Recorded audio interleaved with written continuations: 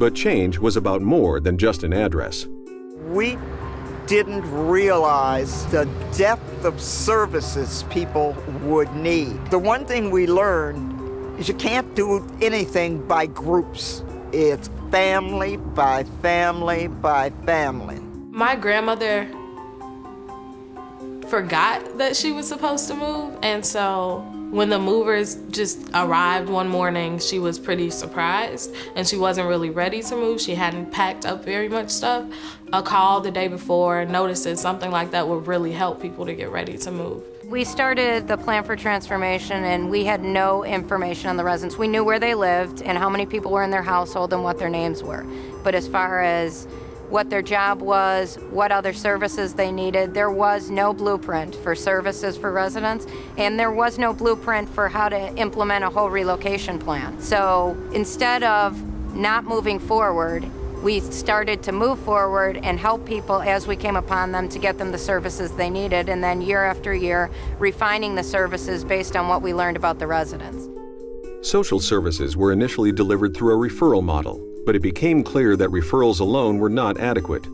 Eventually, Service Connector was replaced by a more comprehensive social services program called Family Works. CHA took a step back and looked and said, hey, we need to change these services to fit the feelings and the emotions of what our families were going through.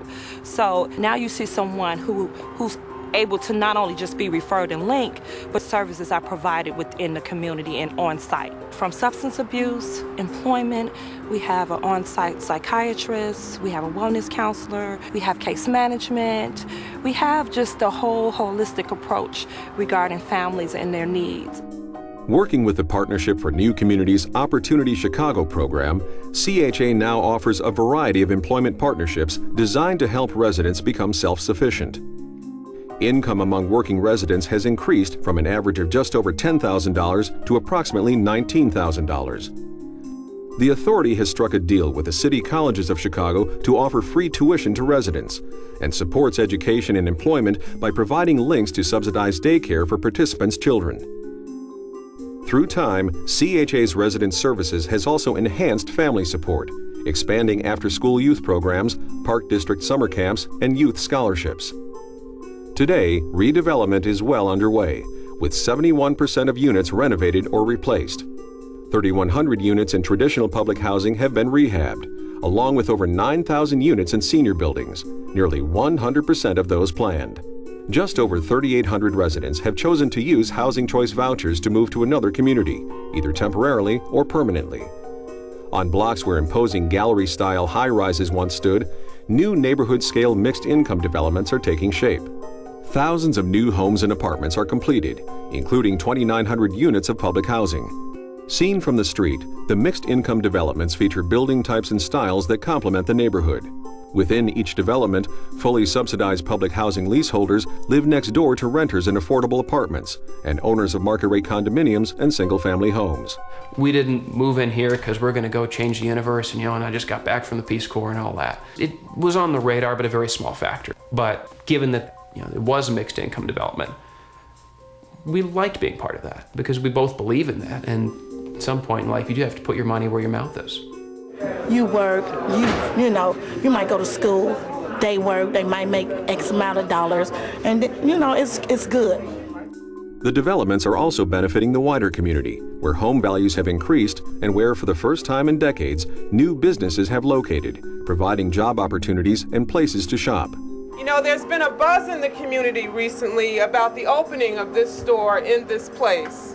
That's really important because this is a community that has not received its fair share of investment of any kind, and it's a powerful signal that investment is on its way. At the 10-year mark, the plan for transformation remains a work in progress. So it's natural to ask, what lessons have been learned, both for Chicago's future and for public housing and revitalization efforts elsewhere?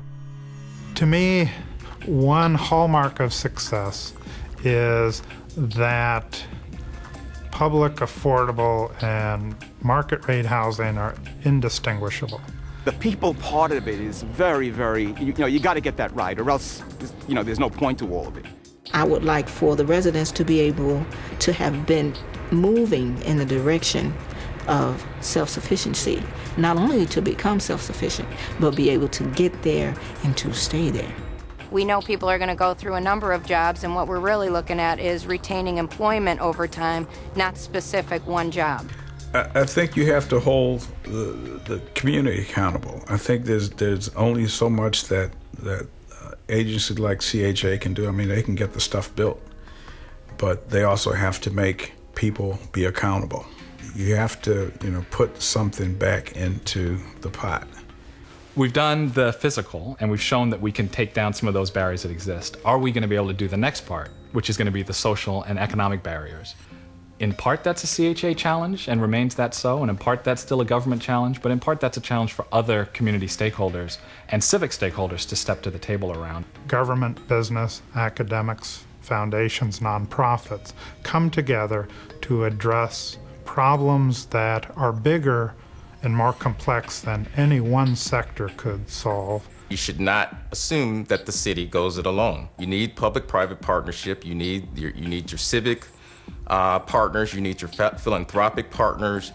You need the private financial institutions. You need the community. Well, I think what you need is what we've had here for the last 10 years. You need an idea, you need a vision, and you need a plan that can bring all of the different agencies, state, federal, and local, to the table and say we have to coordinate that. It isn't just a matter of a couple agencies buying in. We need them all. We need the basic economic development, we need the transportation component, we need the education component, the healthcare component. It all has to be part of this answer. It takes leadership at the local level, a consensus on a goal, and I think that's what's helped us over the last 10 years. The strategy hasn't changed, but what we have to modify are the tactics to get there, because we can't execute the same tactics that we would do in a different social or economic environment. Now that we've gotten it together from the brick and mortar perspective, how do we continue to make the human capital part of it work better? What ways can we work, continually through this partnership, working with our residents, working with other community stakeholders to perfect the model?